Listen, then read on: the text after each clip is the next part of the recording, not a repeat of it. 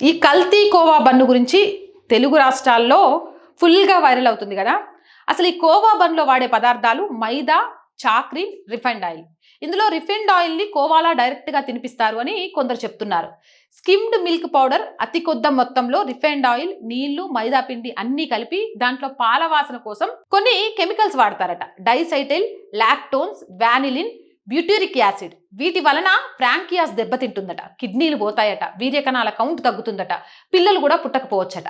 పై chemicals వాడటం వల్ల అది అచ్చం కోవాలా ఉంటుంది, వాసన కూడా కోవాలా వస్తుందని కొందరు చెప్తున్నారు. మీ ఆరోగ్యాన్ని పనంగా పెట్టి వాడు రోజుకు 2-3 వేలు సంపాదించుకుంటాడట. మన లాంటి వాళ్ళు బయట పెడితే హిందువులలో ఉన్న ఉత్సాహవంతులు వాళ్ళను సమర్థిస్తూ మనల్ని బూతులు తిడతారు. ఇక మతోన్మాద పిఎఫ్ఐ, ఎస్డిపిఐలు వాళ్ళను కాపాడడానికి ముందుకు దూకుతారు. వాళ్ళు ప్రతి చోట మతపరమైన యుద్ధాన్నే చేస్తున్నారు.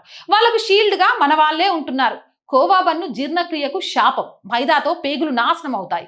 తీపి కోసం చాక్రీన్ వాడడం, పంచదారకు 10 రెట్లు ఎక్కువ తీపి కలిగిన ఇది నరాలకు ప్రమాదం. చిన్న పిల్లలు ఇది తింటే వచ్చే పరిణామాలు చాలా దారుణంగా ఉంటాయి. వారికి ఉన్న సహజ రోగ నిరోధక శక్తి వల్ల దుష్పరిణామాలు వెంటనే బయటపడవు.